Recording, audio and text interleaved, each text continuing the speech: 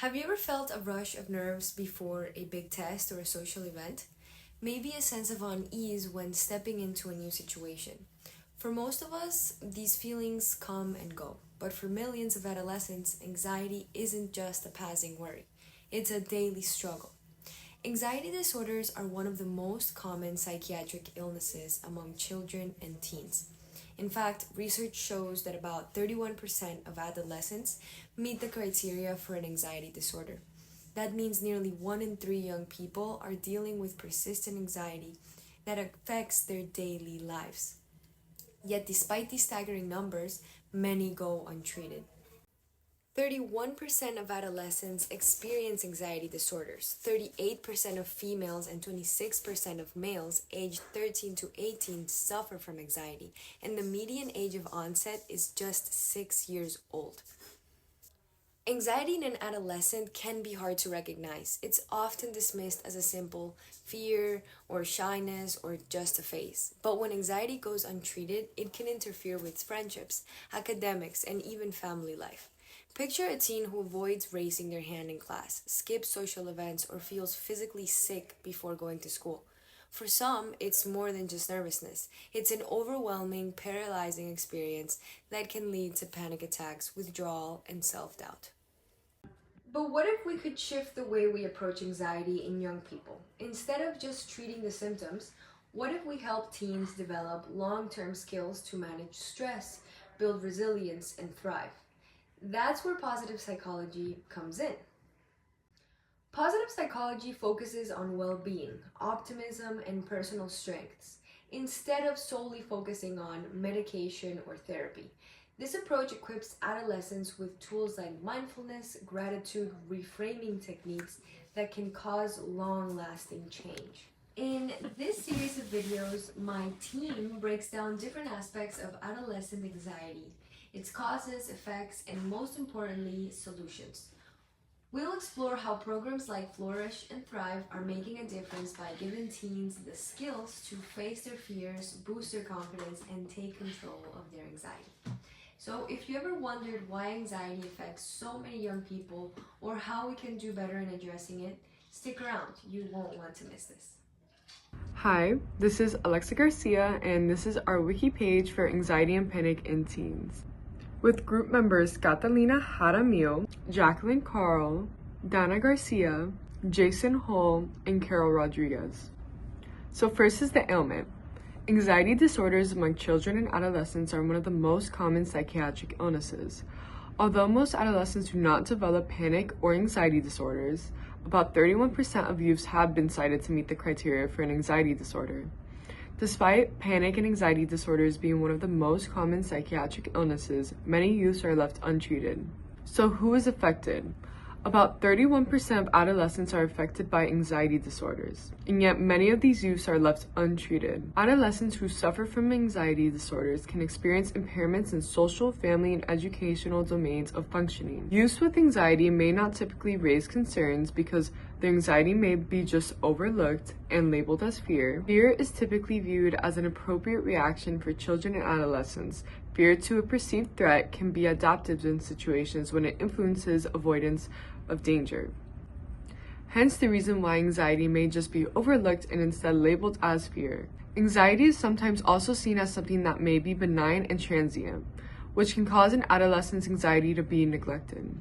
While these transient fears are part of normal development, it is important to distinguish the difference between appropriate worries and fears to those that are not typical to development. If not, there is pathological anxiety, which is persistent, extensive, disproportionate to the threat, impervious to reasons, and causes significant and excessive distress.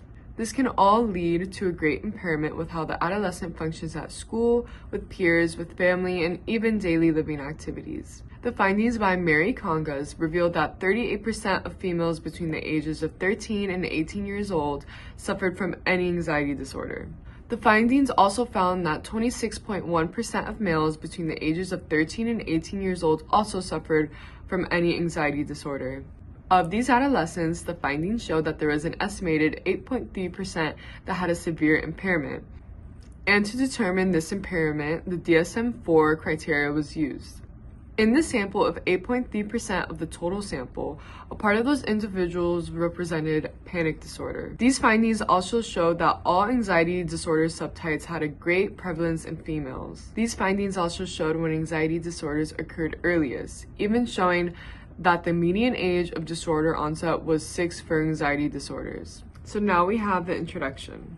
Anxiety disorders within adolescence is oftentimes neglected or even labeled as transient and benign fears. But in reality, anxiety disorders affect many adolescents and is one of the most prevalent psychiatric illnesses affecting adolescents, with approximately 31% experiencing some form of anxiety. Despite its widespread impact on the adolescent population, many youths remain untreated, often because their symptoms are overlooked or mislabeled as benign fears. But when anxiety becomes neglected, it starts affecting various parts of one's life.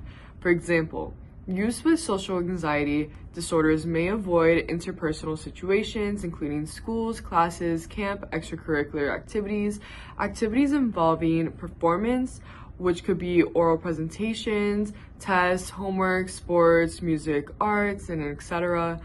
Even talking on the phone, conversing with peers, eating in the cafeteria, visiting with family members, and raising their own hands in class.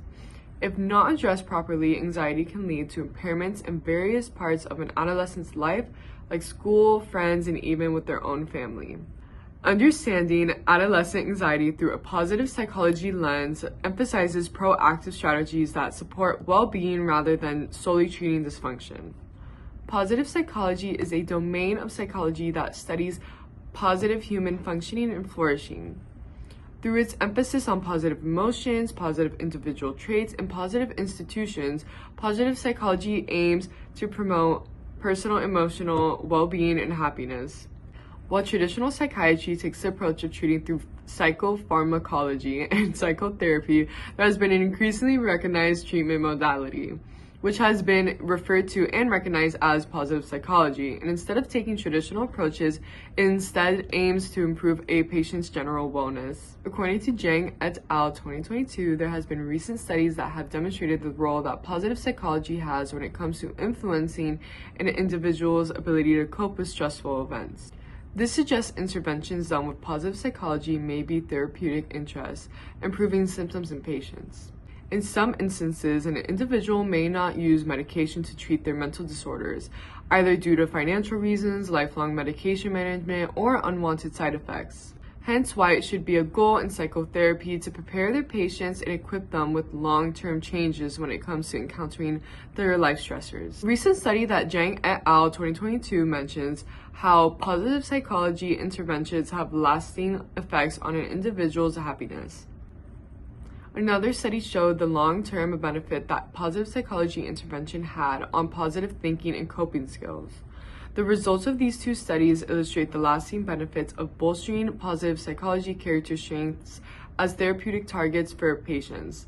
It is undoubtedly difficult to cure patients' anxiety due to the inevitable stressors that they will continue to encounter through their lifetime. Positive psychology can help those who struggle with medication, or if they are looking for a long-term benefit that can help them with their stressors. Even if it is not for a cure, they can learn to cope properly. Research must be done for anxiety and panic disorders in adolescents and find a way to incorporate positive psychology within their treatment. Anxiety and panic within adolescents should not be seen as something that is merely benign, but instead be addressed properly to introduce a healthy lifestyle and coping mechanisms to stressors. Rather than solely focusing on symptom reduction through traditional methods like medication through psychopharmacology, positive psychology emphasizes resilience, well-being, and adaptive coping mechanisms. Research suggests that interventions targeting positive emotions, individual strengths, and cognitive reframing can have lasting effects on an individual's ability to handle stress and anxiety. It is vital to introduce these positive psychology methods into an adolescent who struggles with panic and anxiety disorders. Not only does this improve mental health outcomes, but also empowers adolescents to lead more fulfilling lives despite their struggles with anxiety. Hi, my name is Jason. So I'm going to be talking about our topic, anxiety and panic in teens, but specifically what key research we use to help us understand and address our issue.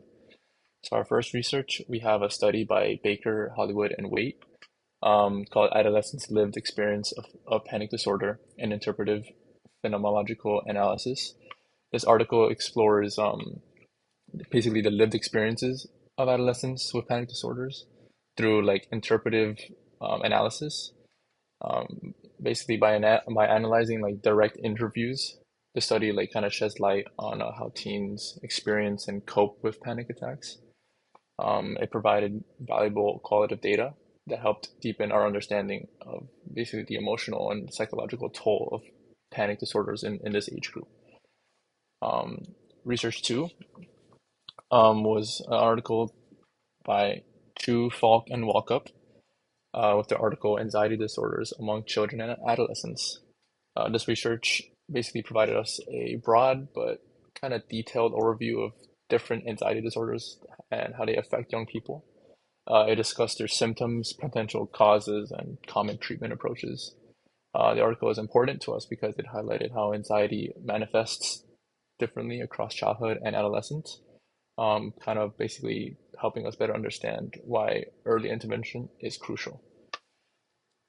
Research three was written by Engelhardt, Meyer, Keller, and Larietter, which focuses on positive psychotherapy and cognitive behavioral therapy in anxiety patients. Um, this study was particularly relevant to us as it explored modern therapeutic approaches, including like online group therapy. Given that many teams struggle with access to in-person therapy, this research was valuable because it assessed whether online interventions can be as effective as traditional methods, in-person, face-to-face. Research four, research four was written by Marikangas, He, Burstein, Swanson, Abenvoli, Q, Benjet, Corriades, and Swedinson. They conducted basically a large-scale study titled "Lifetime Prevalence of Mental Disorders in U.S. Adolescents." Um, the study was one of the most, let's say, comprehensive sources of data on adolescent mental health. It provided insight into how prevalent anxiety disorders are among teens and underscores the importance of identifying and treating these disorders early. Research five was written by Spleet. It's called Teens with Panic Disorders, and it was more of a clinical overview on disorders and anxiety. It briefly summarized like key aspects of panic disorder in adolescents, including the symptoms, risk factors, and treatment approaches. It served as a useful, quick guide for both the educators and medical professionals looking to understand panic disorders in a way that's very straightforward. Research six is Research six was written by Swick and Jelinek. It discussed anxiety in teens from a family practice perspective. The article name was Anxiety in Teens. This article is um, particularly helpful because it highlights how anxiety often first presents in a primary care setting, like in a family, in the home. It also emphasizes the role of families and primary care doctors in recognizing early warning signs and facilitating early intervention. Research source seven is written by Zhang, Pham, Peronia, Kahadua, Amor, and Ibrahim. It explored the effectiveness of positive psychological interventions in their study, efficiency of positive psychological interventions in anxiety treatment. Basically, this study was crucial to us as it examined how approaches like gratitude exercises, mindfulness, and self-compassion can be used as tools to manage anxiety. It highlighted the potential benefits of combining traditional therapy with positive psychological techniques, all in all to improve mental well-being. Lastly, we have our resource eight, which was written by Varley and Smith. Um, it provided let's say a foundational overview in their article. In their article, Anxiety Disorders in the Child and Teen. That was the name. We found this excellent for understanding the full spectrum of anxiety disorders in young people.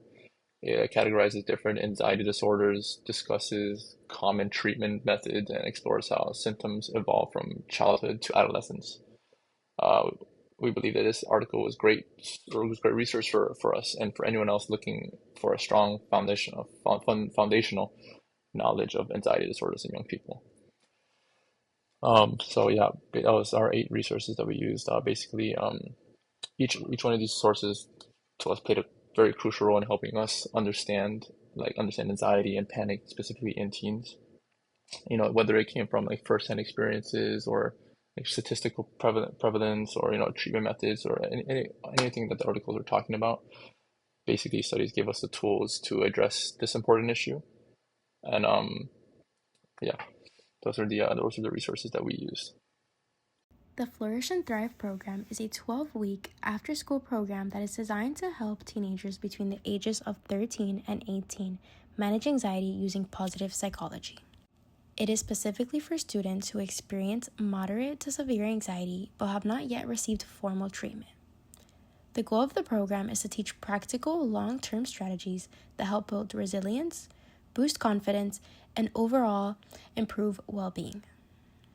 By focusing on mindfulness, strength-based coping, and social support, the program provides teens with a tool to navigate stress in a healthy and positive way.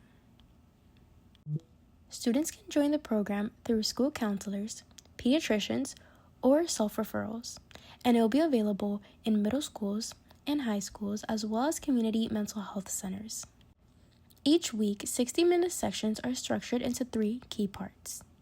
The first component being psychoeducation and discussions introduce students to anxiety, its effects on their daily lives, and strategies to manage it.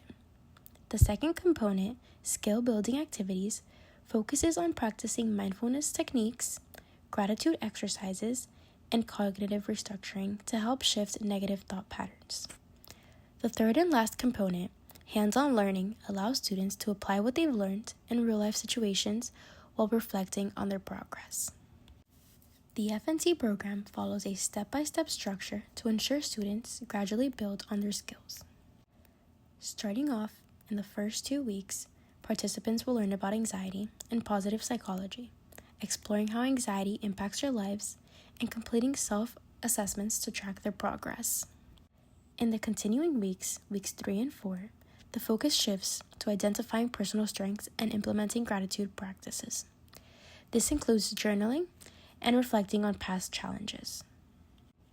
Continuing on with week 5 and 6, we introduce mindfulness exercises. These mindfulness exercises include deep breathing, guided relaxation, and self-compassion techniques. This allows stress reduction and enhance an emotional resilience. As the program progresses, students in the F&T program learn cognitive restructuring in weeks 7 and 8. Weeks 7 and 8 involve challenging negative thoughts, setting goals, and using positive self-talk. Role-playing activities help the students in the F&T program practice these techniques in real-world scenarios.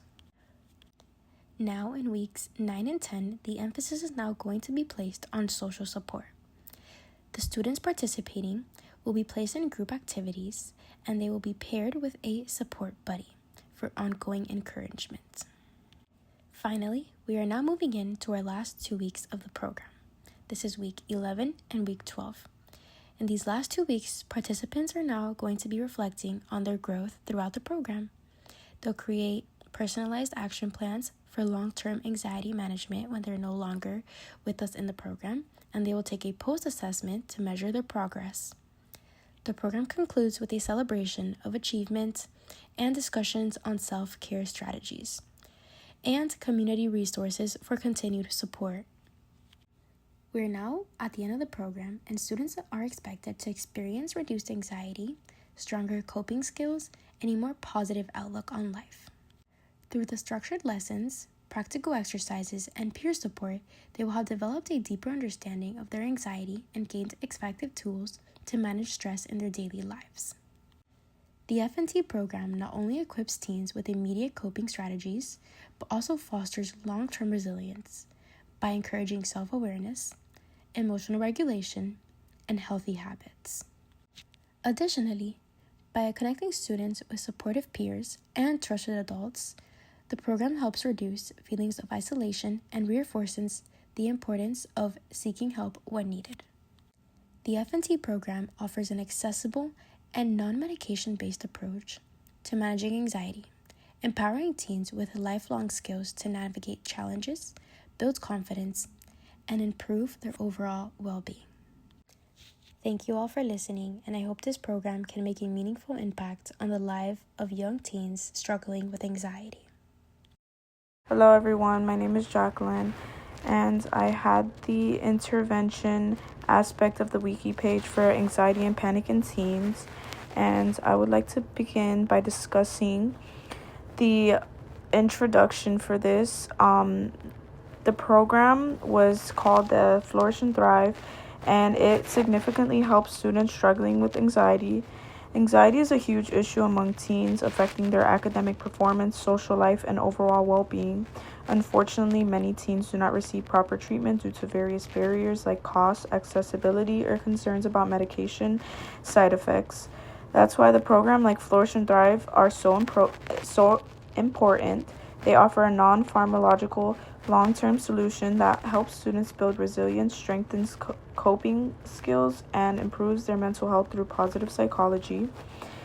The program enhances positive psychology in many ways.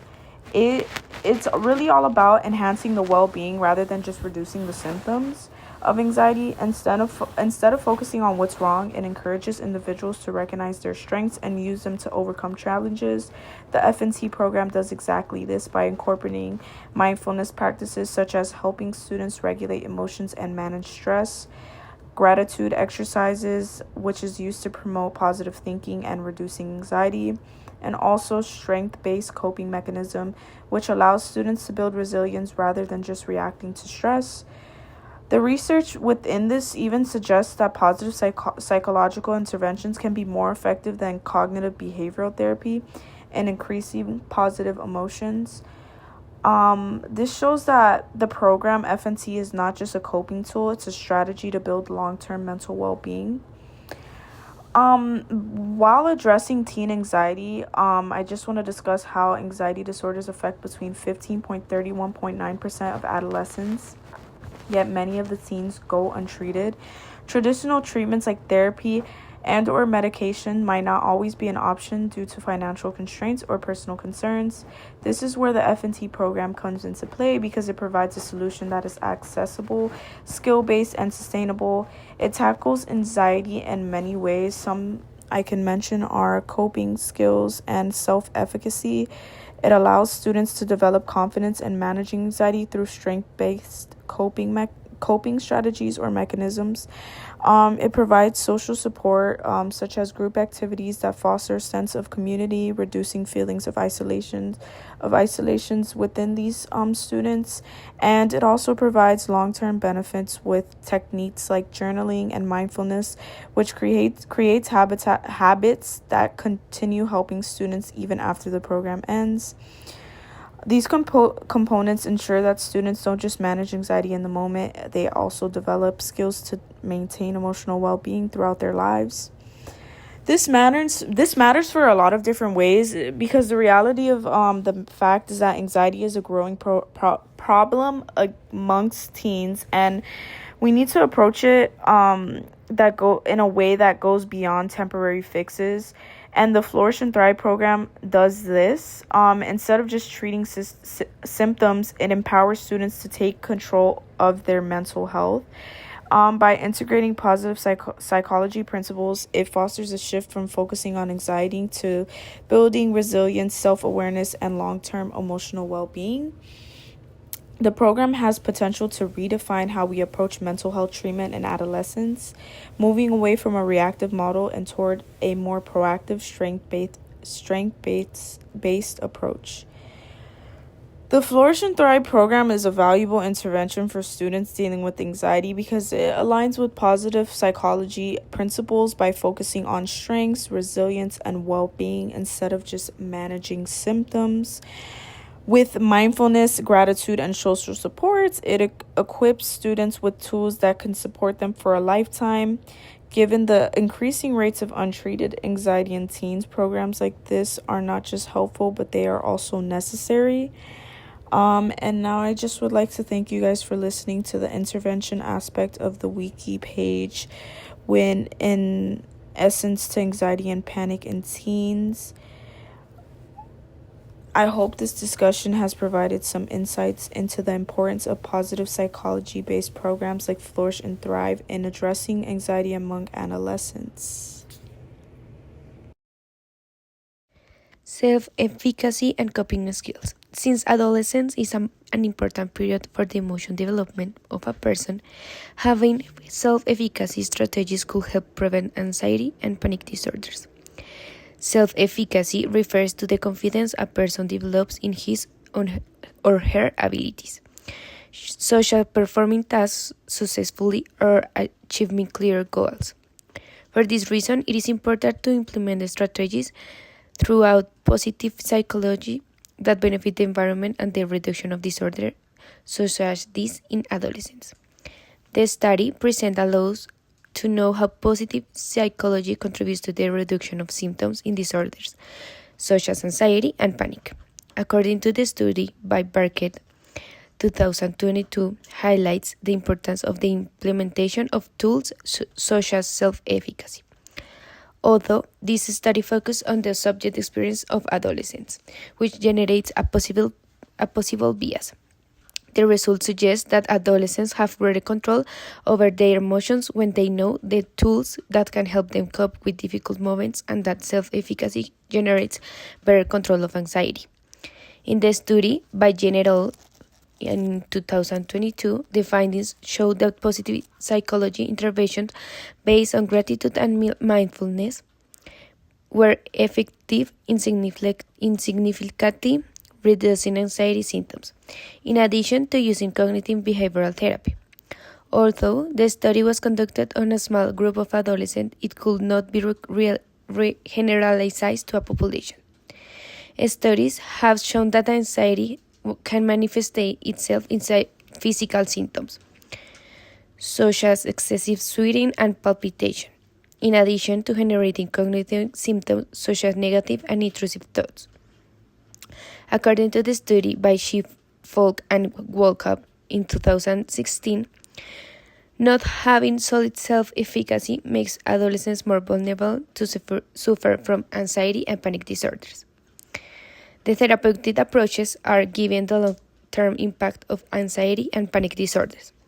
It is crucial to recognize that these conditions have enduring effects.